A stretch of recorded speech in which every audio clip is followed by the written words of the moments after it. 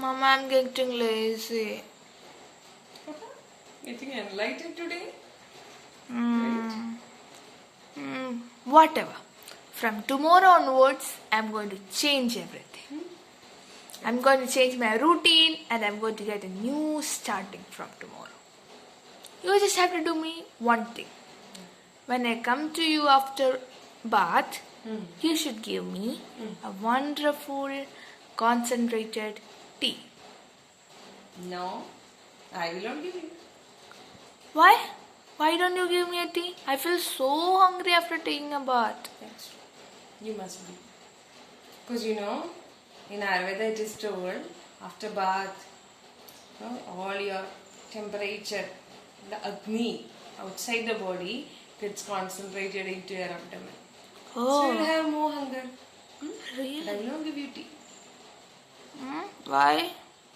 Why? Because I don't want you to get abdominal discomfort or pain or something. Oh, so we get abdominal pain when we take a tea. It's not like that. Actually, Ammu, in the body, as per Ayurveda, we have 5 types of vata. You are listening, right? Yeah. So, in that, one important vata is in the abdomen. It controls our digestive power. So that is called as samana vata. Another is apana vata, which is removing all the waste products from our body. Then other vatas are like prana and udana. Prana is like your, it is in the head and all these areas. Udana is in the chest region. So what it moves up. Udana vata. Okay. So it is responsible for speaking and all that. Clear? And fifth one is Vyana. Okay. Carefully listen to me. Your question will be answered now. Yeah. Okay. So this Vyana is rotating in the body. What happens, So for a long time, maybe around 8 to 10 hours, you will be starving, right? In the night. You are sleeping. You don't take any food in middle, right? Yes. After that, then you go to toilet, your abdomen becomes empty. You take bath, your Agni becomes more, you start getting more hunger. Yeah.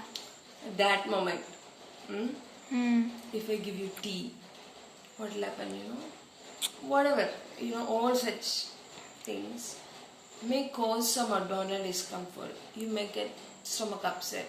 Means that concentration of Agni will become, it will affect the Agni in fact. Okay. Yeah. So in that case, it's better if you have some warm water in the morning.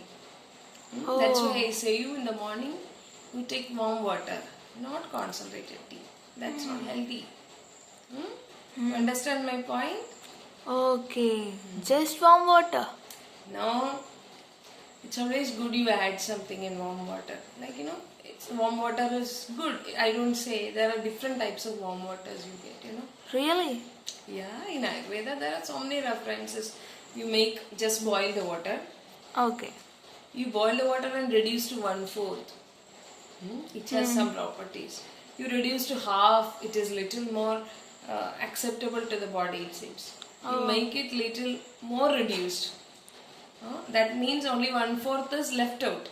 In that case, gets readily absorbed into the body. If the person has got some dehydration or some such condition, you feel more dry, you need more water. Take such water, which is totally reduced, and then you keep it for cooling, make it like, warm. Yeah. You touch it, you don't feel like taking your hand. That is the temperature you require. Okay. You hold the glass or you touch the water, you don't feel like removing your hand. That warmth, you take it to your body will readily absorb it. Oh, really? It is directly told in the Ayurveda Shastra. Okay. Other than that is about simple water. Other than that, we add different things. For example, in this climate, in our area, it's good if you add jeerak into this water and just boil it. Keep it for cooling, make it when it is warm, you have it. In the morning, that is the best thing to do. Okay. So what will happen? jeeraka is having a particular property. Cumin seeds. Huh. So what it will do? It will make your samana and apana in the correct direction. Samana is in the abdomen. I Yeah. already said you. Yeah. Apana is downward. So you give this warm water. The direction of these two vatas will be regulated. Okay. So you feel that there is no collection of gas in your abdomen. Number one. Number two, it will start with your abdominal movements. It's called peristaltic movements. So that those movements will be regularized. Oh. So it doesn't make any irritation to the mucosa over there. Okay. Okay. All these benefits you have. Hmm. That is a good starting for a day. So it is told, you start your day with water. You have to take water till what you feel satisfied. Okay. Then you wait for some time. Again you feel thirsty. Then after maybe around 20 minutes or something, you can take tea. No issue. I don't say you don't take tea because it's difficult for most of the people. They have a habit of taking tea. You say always, stop doing this, that. You may follow it for few days, not for every day. Isn't it? Oh, yeah. But these small corrections you can make easily. Hmm. That's why I say, don't take tea at first. Take some warm water, how much ever you feel satisfied. Then after some time you can take tea. Fine? Okay. Then, is there anything else, like any other things to add in water? So there are many types of drinkables. Just like I told now. For example, in this climate, people have throat pain and all that. Isn't Yeah, it? yeah. So then they can add dry ginger. Along with that, little bit coriander seeds also into the water when they boil. Yes. Okay. It will enhance the digestion. Rather than drinking simple water, this can enhance your digestion. Some people add khadira, heartwood. It is like small, you get it in Kerala, it's very common. It's good for skin problems. In such climates, it's good. And if it is summer, very hot, then people take water from fridge. It's not good actually, Oh. As per references in Ayurveda, this thirst in summer is caused by vata and pitta. Hmm. So you take too cool water, vata will increase. If Oh. you take too hot water, pitta will increase. So Oh. what do you have to take? Neither hot nor cool. Understand? Yeah. You might have experienced. You go and take some cool drinks. Your thirst won't subside. Yes. You again feel, isn't it? Yeah. Dry in the mouth. That is the reason. To take some warm thing. Okay. In that, if you boil the water with something like vetiver, Oh. it is called as ramacham in Malayalam, Okay. that you get in the market. It is like, I would have seen it. In summer seasons, I used to keep water in mud pots. Yeah. In that, you would have seen some root-like things. Yeah, I would These ask are called you. these are vetiver. That you get it from market, you wash it, you keep it when water is boiling, and you keep it for cooling. Hmm. When it is little bit warm, you can make it cool also, no issue. If it is too summer, you may not feel like thinking. But when the water is boiled and then kept in the mud pot and cooled, that really satisfies our thirst in summer season. Similarly, you can use sariva. It's called nannari also. That also you get in market. That purifies even our blood. So in those seasons when you can get, rakta dushti, that is toxins in the circulations, this sariva will purify your blood. Oh. So in fact you are using water just for drinking and you are curing many diseases. Or you are preventing many diseases. It's wonderful, right? Yeah. Really. Yeah. And for prameha patients, Yeah. they use asana and such drugs also. Any good doctor can suggest me. Even for diseases, this technique can be used. Oh. I used to give this thing here, cardamoms, Okay. what they do, they put in water and keep it closed for some time, and then when it is, reduced to warm, that warmth is attained, then drink it. What happens, the aromatic principles mix into the water. Oh. So these are all techniques. You just don't know that you're taking medicine. Instead, through food only, you're curing your disease. Wow. Kids and all, it's wonderful, right? Really? Yeah, then I used to suggest these things also. Tulsi, okay. So, for kabha. Many such good Vaidyas, they suggest many things like that. Oh. But it doesn't mean you should never take cold water, okay? Okay. If it is summer and such areas where it is too dry and hot, you can take cold water, no issue, without boiling. But generally, what if somebody asks, then it's better you take warm water. Mama, what if I take cold water in morning? Same thing. If this climate is not good and you're, it can, what happens? It's cool. Yeah. Sheetam is stambhana in Ayurveda. Stambhana means it causes some sort of cramps or it can cause. Oh. Okay. So usually, to my opinion, it's not good. But in hot climate and all, it's okay. Oh. Some people, they used to take the water directly from the well and then Drink it. drink it in the morning. It's okay.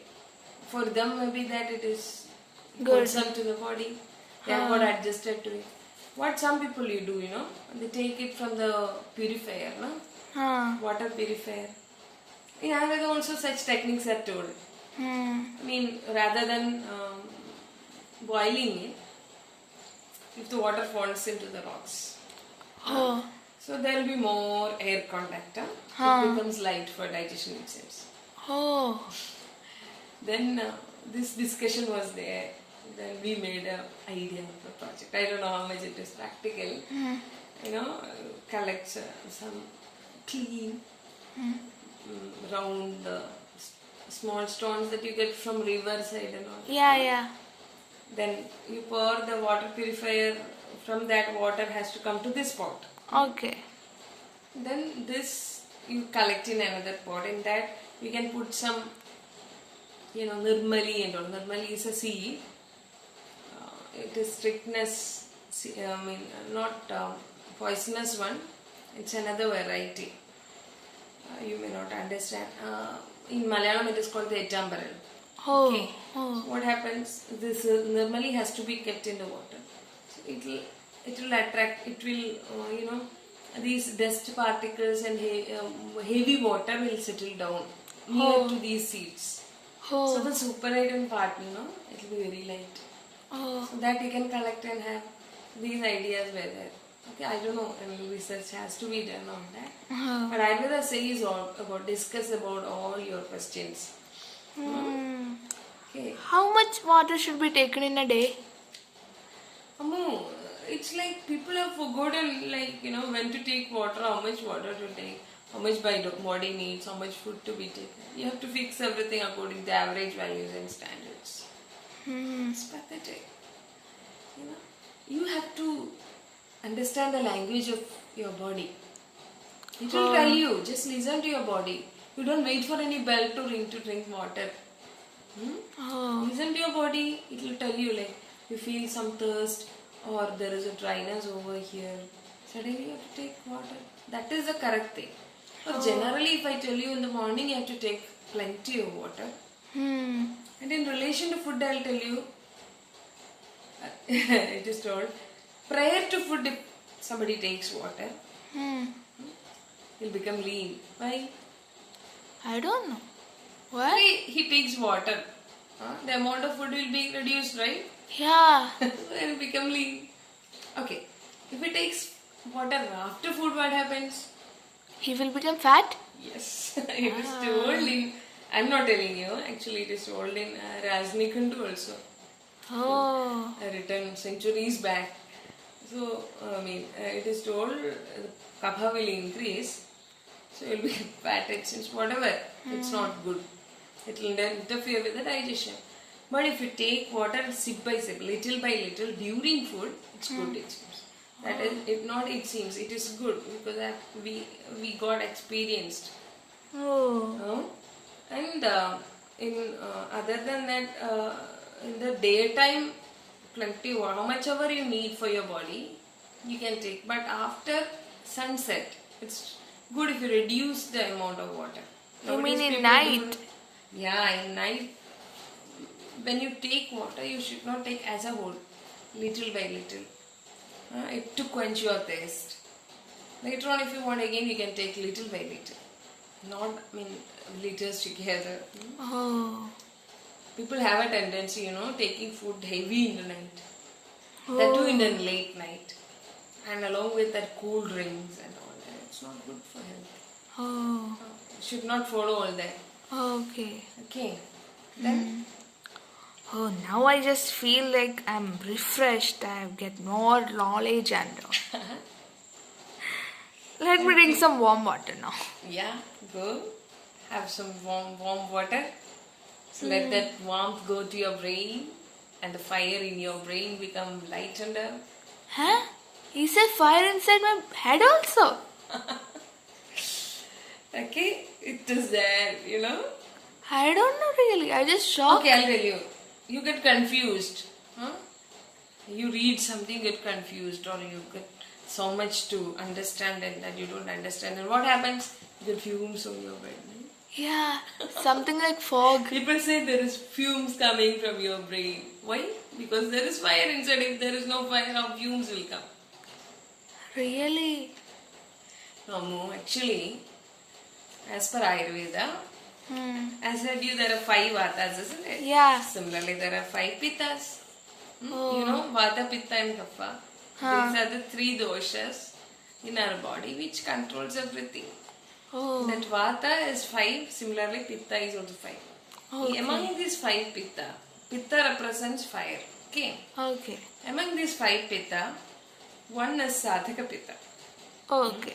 And the seat of sadhaka pitta is said to be hridaya.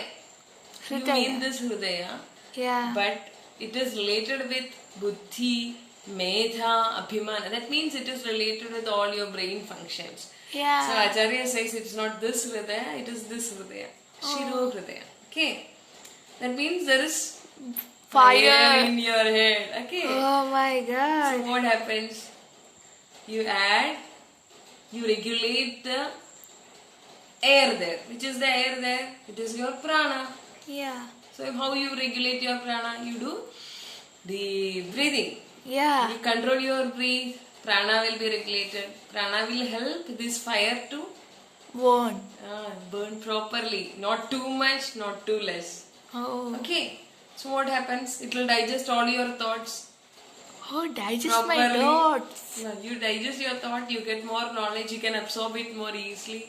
You become, easily you can study. Then usually if you study for 2 hours, the same thing you can finish within half an hour. Wow. Good idea, right? Really? So take some warm water, take deep breathing. Okay? Yeah. Start your studies now. Go, let me do my work. Bye-bye. Okay, bye. I will come tomorrow to ask more. Okay. Interesting, huh? Yeah.